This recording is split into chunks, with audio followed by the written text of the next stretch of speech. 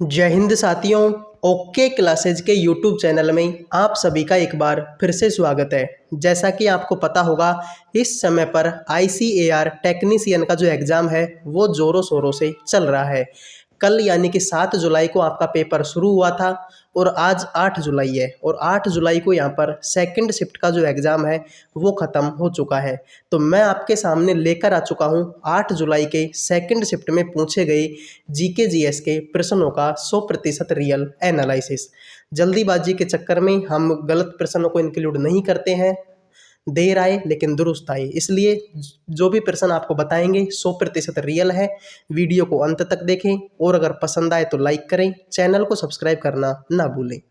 तो पहला प्रश्न जो आज के दिन पूछा गया कि केरल का लिंगानुपात कितना है, तो केरल का लिंगानुपात है 1084। ठीक है। स्वराज पार्टी के प्रेसिडेंट और सेक्रेटरी कौन थे? तो स्वराज पार्टी के जो सेक्रेटरी थे और प्रेसिडेंट, ये आपके आज के पेपर में पूछा है। तो प्रेसिडेंट थे चित्तरंजन दास और सेक्रेटरी कौन थे? मोतीलाल नेहरू। फरवरी जंगल में, फरवरी नहीं है सॉरी, इसको आप कर लेना अरबरी जंगल में। अरबरी, फरवरी नहीं है अरबरी है। ठीक है। अरबरी जंगल में कौन सा पेड़ पाया जाता है? अब जिस भी स्टूडेंट ने हमारा फर्स्ट शिफ्ट का एनालिसिस देखा होगा उसको इस प्रश्न का आंसर आता होगा कि अरबरी जंगल में कौन सा पेड़ पाया जाता है, साल का पेड़ पाया जाता है। सुबह जब हमने फर्स्ट शिफ्ट का एनालिसिस किया था तब इस प्रश्न का आंसर बताया था। अगला प्रश्न है फरवरी 2023 तक कितनी डिजिटल बैंकिंग इकाइयां हैं? तो फरवरी 2023 तक कितनी डिजिटल बैंकिंग इकाइयां हैं, ये प्रश्न आपके सेकंड शिफ्ट के पेपर में पूछा गया है। तो सही जवाब क्या हो जाएगा? 75। स्वास्थ्य सेवा जीवन के ब्रांड एम्बेसडर कौन बने हैं? तो आपके जो पेपर था उसमें क्रिकेटरों के नाम दिए हुए थे और उसमें से आपका एक ऑप्शन था स्मृति मंदाना। तो स्वास्थ्य सेवा जीवन के ब्रांड एम्बेसडर कौन है? स्मृति मंदाना। अगला प्रश्न है महाराष्ट्र से 20 किलोमीटर की दूरी पर एक बांध बना दिया गया, वह बांध किस नदी पर बना हुआ है? बहुत अच्छा प्रश्न, यानी टफ लेवल का क्वेश्चन इसको बोल सकते हैं। इससे कठिन प्रश्न और कुछ नहीं हो सकता। प्रश्न है कि महाराष्ट्र से 20 किलोमीटर की दूरी पर एक बांध बनाया गया और वह बांध किस नदी पर बनाया गया? तो वो बांध बनाया गया आपके मूथा नदी पर। कौन सी नदी पर? मूथा नदी पर। और बांध का नाम हो सकता है अगली शिफ्ट में पूछ ले, तो इसलिए उसको याद रखें, खड़कवासला। ठीक है। बांध का नाम क्या है? खड़कवासला बांध है जो मूथा नदी पर बनाया गया है। अगला प्रश्न चिपको आंदोलन की शुरुआत किस गांव से हुई है? अब देखो, जिस भी स्टूडेंट ने हमारा कल का एनालिसिस देखा हो या फिर सुबह का एनालिसिस देखा हो उसको इसका आंसर पता होगा। चिपको आंदोलन की शुरुआत उत्तराखंड में गढ़वाल क्षेत्र के चमोली जिले से हुई थी। ठीक है। चमोली जो जिला है उत्तराखंड का, वहाँ से आपके चिपको आंदोलन की शुरुआत हुई थी और 1973 में ये आंदोलन शुरू हुआ था। इस बात को भी आप याद रखें। अगला प्रश्न है डोगरी भाषा संविधान में कब जोड़ी गई?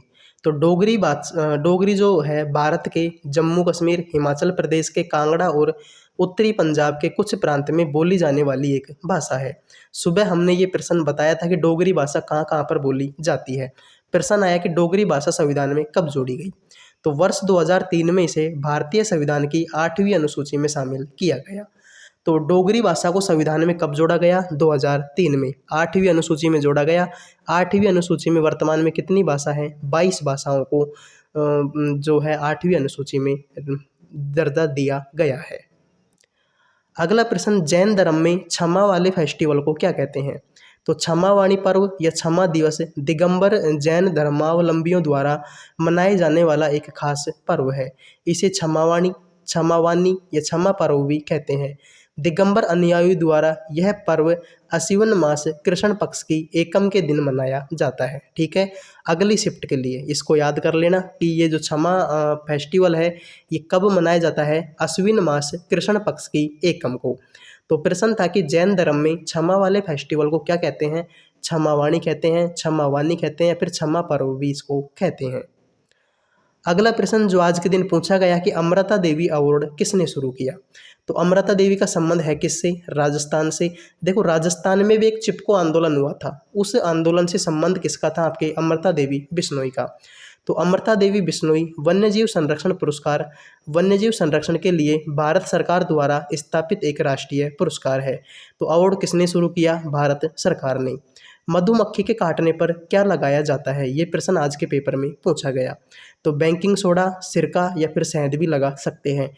अब स्टूडेंट बोल रहे थे कि उनके ऑप्शन में बेकिंग सोडा था, तो ठीक है, मधुमक्खी के काटने पर क्या लगा सकते हैं, बेकिंग सोडा लगा सकते हैं। बाकी अगर सिरका ऑप्शन में था तो ये भी सही है, शहद ऑप्शन में था तो ये भी सही है। अगला प्रश्न आपका जो आज के दिन पूछा गया कि आर्टिकल 39 का संबंध किससे है।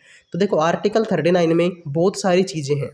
इस अनुच्छेद के अनुसार राज्य सभी नागरिकों को जीविका के पर्याप्त साधन प्राप्त करने का अधिकार सुरक्षित करता है। ठीक है, ये बात किस में लिखी हुई है, 39 में। सामूहिक हित के लिए समुदाय के भौतिक संसाधनों का सम वितरण सुरक्षित कराना, ये भी किस में लिखा हुआ है, आर्टिकल 39 में। धन और उत्पादन के साधनों का संकेंद्रण रोकना, ये भी किस में लिखा हुआ है, आर्टिकल 39 में। पुरुषों और स्त्रियों को समान कार्य के लिए समान वेतन की सुरक्षा सुरक्षित कराना, ये भी किस में लिखा हुआ है, आर्टिकल 39 में। तो इतनी सारी बातें जो है आर्टिकल 39 में लिखी हुई है। अब आप देख लेना कि आपके ऑप्शन में कौन सा था, ये वाली बात ऑप्शन में थी या फिर ये वाली थी, या फिर पुरुषों और स्त्रियों का जो समान कार्य के लिए समान वेतन है, ये वाली बात आपके 39 में लिखी हुई है। तो आप देख लेना कि आपके ऑप्शन में इनमें से कौन सी चीज़ लिखी हुई थी।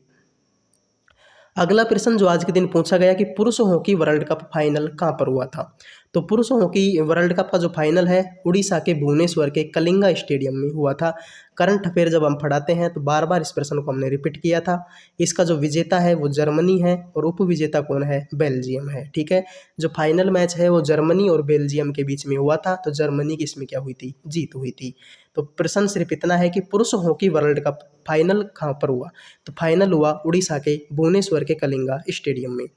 प्लास्टर ऑफ पेरिस का सूत्र क्या होता है। तो प्लास्टर ऑफ पेरिस का सूत्र होता है CaSO4.12H2O। ठीक है, जल का कितना अणु होता है इसमें, आधा अणु होता है।